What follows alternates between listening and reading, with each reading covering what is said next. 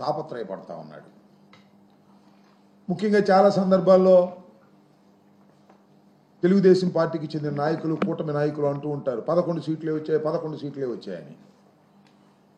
11 సీట్లు వచ్చినటువంటి వైఎస్ఆర్ కాంగ్రెస్ పార్టీని చూసి ఎంతగా భయపడుతున్నారో ఈ సంవత్సర కాలంలో జరిగినటువంటి పరిణామాలు ఒక్కసారి పరిశీలిస్తే అర్థమవుతాయి.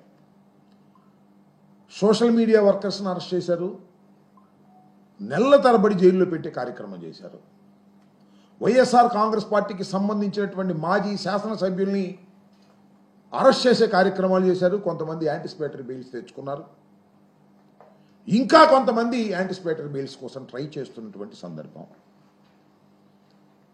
కొంతమందిని అయితే లోపల పెట్టి 2 నెలలు 3 నెలల తర్వాత న్యాయస్థానాలకు వెళ్ళి బెయిల్ తెచ్చుకున్నటువంటి సందర్భాలు ఉన్నాయి. మళ్ళీ లేటెస్ట్గా ఒక దుర్మార్గమైనటువంటి కార్యక్రమానికి తెరలేపారు. సరే, రాజకీయ నాయకులు కక్షలు వాటిని పక్కన పెడితే ఐపీఎస్ ఆఫీసర్స్ని, 2 ఐపీఎస్ ఆఫీసర్ని సస్పెండ్ చేశారు. ఒక ఐపీఎస్ ఆఫీసర్ అరెస్ట్ చేసి జైల్లో పెట్టారు. నిన్న retired IAS officer Dhananjaya Reddy గారు చాలా 60 సంవత్సరాల దాకా, అంటే సుమారుగా 30-40 సంవత్సరాలు ఐఏఎస్గా పనిచేసి అనేక కీలకమైనటువంటి పోస్టుల్లో, ఈవెన్ చంద్రబాబు నాయుడు గారు ముఖ్యమంత్రిగా ఉన్న సమయంలో కూడా అనేక కీలకమైన బాధ్యతలు పోషించినటువంటి ధనుంజయ రెడ్డి గారు, కృష్ణమోహన్ రెడ్డి గారు, 2 అధికారుల్ని జగన్మోహన్ రెడ్డి గారి హయాంలో సీఎంఓలో పనిచేశారనేటువంటి ఉద్దేశంతో నిన్న వారిద్దరిని అరెస్ట్ చేశారు. అంతకుముందు బాలాజీ గోవిందప్ప వికాట్ సిమెంట్ సంస్థకు సంబంధించినటువంటి ఫైనాన్షియల్ సెక్రటరీ, చార్టర్డ్ అకౌంటెంట్, అతన్ని అరెస్ట్ చేశారు. ఈ సంవత్సర కాలం అంతా కూడా అరెస్టుల పర్వం. అరెస్టులు చేయటం, బెదిరించటం, ఈ కార్యక్రమానికి చంద్రబాబు నాయుడు గారు ఆయన అబ్బాయి తోడై 2 కలిసి చేస్తున్నటువంటి కార్యక్రమం. ఇదేం కొత్త కాదు చంద్రబాబు నాయుడు గారికి. గతంలో కూడా డాక్టర్ వైఎస్ రాజశేఖర రెడ్డి గారు మరణించిన తరువాత జగన్మోహన్ రెడ్డి గారిని, వైఎస్ఆర్ కాంగ్రెస్ పార్టీని నామ రూపాలు లేకుండా చేయాలనేటువంటి ఒక దురుద్దేశంతో వ్యూహాత్మకంగా ఆ రోజున కాంగ్రెస్ పార్టీతో కలిశాడు. అనేక మంది ఐఏఎస్ ఆఫీసర్ల మీద కేసులు పెట్టించారు, సిబిఐ ఎంక్వైరీ పేరుతో అనేక మంది జైలు పాలు చేశారు. చివరికి జగన్మోహన్ రెడ్డి గారిని కూడా 16 మాసాలు జైల్లో నిర్బంధించినటువంటి కార్యక్రమాన్ని కూడా మనం చూసాం. మళ్ళా ఏం జరిగిందో తర్వాత మీ అందరికీ తెలుసు. జగన్మోహన్ రెడ్డి గారి పార్టీని అణిచేయాలనుకున్న చంద్రబాబు నాయుడు లేదా కాంగ్రెస్ పార్టీ 2 కలిసి ఏం చేసినా జగన్మోహన్ రెడ్డి గారి రాజకీయ పార్టీ వైఎస్ఆర్ కాంగ్రెస్ పార్టీ అణిచివేయబడలేదు సరికదా, బ్రహ్మాండమైనటువంటి దేదీప్యమానంగా వెలుగులోకి వచ్చిన సందర్భాన్ని కూడా మనం చూసాం.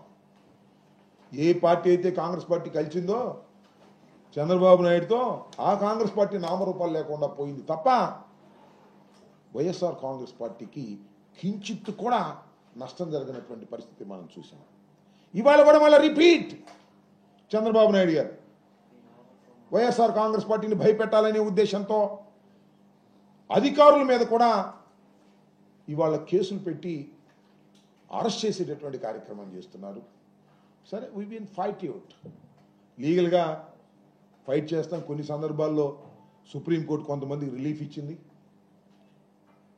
భవిష్యత్తులో మళ్ళా ఈ లీగల్ ఫైట్ అనేది కంటిన్యూస్గా జరిగేటటువంటి విషయమేను. ఈ ప్రజాస్వామ్య దేశంలో మేము దాన్ని ముందుకు తీసుకువెళ్ళేటటువంటి కార్యక్రమం కూడా చేస్తామని మనం చేస్తున్నాం. ముఖ్యంగా చంద్రబాబు నాయుడు గారు అధికారంలోకి వచ్చిన తర్వాత బహుశా ఆయనకి ఏదో బాగా కోపం ఉన్నట్టుంది. ఎందుకంటే ఆయన కూడా 53 రోజులు జైల్లో ఉన్నాడు కదా. నేను 53 రోజులు జైల్లో ఉన్నాను, నేను 53 రోజులు జైల్లో ఉన్నాను కాబట్టి వైఎస్ఆర్ కాంగ్రెస్ పార్టీకి సంబంధించినటువంటి ముఖ్యులు అందరూ కూడా జైల్లో ఉండాలి అనేటువంటి ఒక దురుద్దేశపూరితమైనటువంటి కార్యక్రమంలో భాగంగా చంద్రబాబు నాయుడు గారు తన పరిపాలనని కొనసాగిస్తూ ఉన్నాడు. స్కిల్ స్కామ్, ఆ కేసులో చంద్రబాబు నాయుడు గారు జైలుకి వెళ్ళాడు, రాజమండ్రిలో ఉన్నాడు. మీ అందరికీ తెలుసు కదా. ఎక్కడిదా స్కిల్ స్కామ్ మేము పెట్టామా? అది ఈడీ వెలుగులోకి తీసుకొచ్చింది, కేంద్ర ప్రభుత్వం వెలుగులోకి తీసుకొచ్చింది. దాని ఫాలోఅప్లో ఆయన అనివార్యంగా లోపలికి వెళ్ళాల్సిన పరిస్థితి ఏర్పడింది. అసలు స్కాములు చేయటంలో చంద్రబాబుకు మించిన వాడు ఎవరూ లేరు, ఈ దేశంలోనే ఎవరూ లేరు. అంత దుర్మార్గమైన పరిపాలన చేసినటువంటి నారా చంద్రబాబు నాయుడు గారు ఇవాళ మా మీద కక్షతో లేని స్కామ్, లిక్కర్ స్కామ్ అంట. నాకు అర్థం కాల లిక్కర్ స్కామ్ ఎక్కడ లేని విధంగా నేను మనవి చేస్తున్నా. లిక్కర్ ఈ రాష్ట్రంలో నియంత్రించాలి అనేటువంటి ఉద్దేశంతో జగన్మోహన్ రెడ్డి గారు టోటల్గా లిక్కర్ అంతా కూడా ప్రభుత్వమే అమ్మింది. ప్రైవేటు వాళ్ళకి ఎవరు అమ్మలా, ప్రైవేటు వారు ఎవరు దీనిలో జోక్యం చేసుకోవాలా. ప్రభుత్వమే అమ్మినటువంటి సందర్భం, టైం టు టైం అమ్మారు. లిక్కర్ అమ్మకాలు తగ్గించేటటువంటి కార్యక్రమం చేశారు, పెంచే కార్యక్రమం చేయలే. వాళ్ళు చంద్రబాబు నాయుడు గారు పెంచే కార్యక్రమం చేస్తున్నాడు. తొమ్మాయి దగ్గాయి వాళ్ళు వీళ్ళు ఆయనకు కావాల్సిన అందరూ ఈ స్కామ్లు దొరబడుతున్నారు. బెల్ట్ షాపులు పెడుతున్నారు, పర్మిట్ రూములు పెడుతున్నారు, ఉన్నదాని మీద ఇంకొక 10 రూపాయలు అదనంగా వేసి అమ్ముతున్నారు, రాత్రులు అమ్ముతున్నారు. దాని దుంపదేగా మన స్విగ్గీ అని ఉంటుంది కదా, ఫుడ్ కావాల్సి వస్తే ఏదైనా ఇంట్లో ఆడవాళ్ళు వండుకోకపోతే ఇమీడియట్గా ఫోన్ చేస్తే స్విగ్గీ నుంచి ఫుడ్ వస్తుంది పలానా హోటల్ని. ఇప్పుడు ఏ బ్రాండ్ కావాలంటే ఆ బ్రాండ్ స్విగ్గీలాగా ఇంటికి తీసుకొచ్చి పరిస్థితి తీసుకొస్తున్నారు. అంటే బాగా తాగండి తాగండి తాగండి అనేటువంటి కార్యక్రమం చేస్తున్నారు. అప్పుడు స్కాములు జరుగుతాయా, ఇప్పుడు స్కాములు జరుగుతాయి? నేను అడుగుతా ఉన్నా. నియంత్రణ చేసేటటువంటి కార్యక్రమం చేస్తే స్కాములు జరిగినాయి అంటున్నారు. ఏమి లేదు, స్కాములు లేవు, ఏమి లేవు. ఏదో గుడ్డగాల్చి ముఖాన వేసి జగన్మోహన్ రెడ్డి గారికి సన్నిహితంగా ఉన్న వాళ్ళని అరెస్ట్ చేసేసి జైల్లో పెట్టేస్తే గడగడగడలో ఆడిపోతారు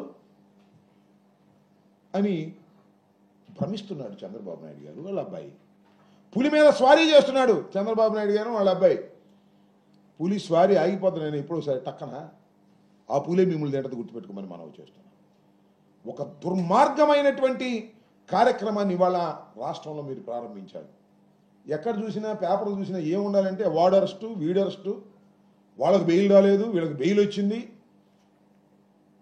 అనేటువంటి కార్యక్రమాలే తప్ప ఈ స్కీమ్ అమలు కాలేదు ఆ స్కీమ్ అమలు కాలేదు అని రాయకూడదు. ఇక దీనిలోనే బడిగొట్టుకోవాలి ప్రజలందరూ కూడా. ధనంజయ రెడ్డి గారిని అరెస్ట్ చేశారు, కాకాని గోవర్ధన్ రెడ్డి గారికి బెయిల్ రాలేదు, వంశీ జైల్లో ఉన్నాడు, ఐజీ అయినటువంటి పిఎస్ఆర్ ఆంజనేయులు ఇంకా బెయిల్ రాలేదు. ఈ కార్యక్రమాలు తప్ప ఈ అమ్మఒడి రాలేదు, రైతు భరోసా రాలేదు, ఇవి ఉండకూడదు. ఇవి ఉంటే ఆయన ఇబ్బంది. అందువల్ల టర్న్ చేసి పారేస్తున్నాడు. అన్ని ఇలాంటి దుర్మార్గమైన కార్యక్రమాలకు పాల్పడి అనేకమైనటువంటి కేసులు పెడతాయి. ఎన్ని కేసులు నీ దుంపదగ నాకు అర్థం కాల. భారతదేశానికి స్వాతంత్రం వచ్చిన తర్వాత ఇంతమంది మీద బహుశా బ్రిటిష్ వాడు కూడా కేసు పెట్టున్నాడు. మన పరిపాలించినటువంటి బ్రిటిష్ ఎంపైర్లో ఉన్న వాళ్ళు కూడా ఇన్ని కేసులు పెట్టలా, అన్ని కేసులు పెడుతున్నారు. మాట్లాడితే కేసు, ఈ కేసులో బెయిల్ వస్తే ఇంకో కేసు పెడతారు. ఎమ్మటే బెయిల్ పూచీకత్తులు సమర్పించక ముందే మరొక కేసు పెడతారు. దానిలో మళ్ళీ పీటీ వారెంట్ పెట్టి రిమాండ్కి పెట్టమంటారు. You are managing all these things.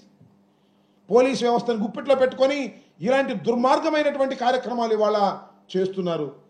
Dhananjaya Reddy గారు, కృష్ణమోహన్ రెడ్డి గారు మరి నిన్న సాయంత్రం సుప్రీంకోర్టు బెయిల్ ఇవ్వడానికి నిరాకరించింది.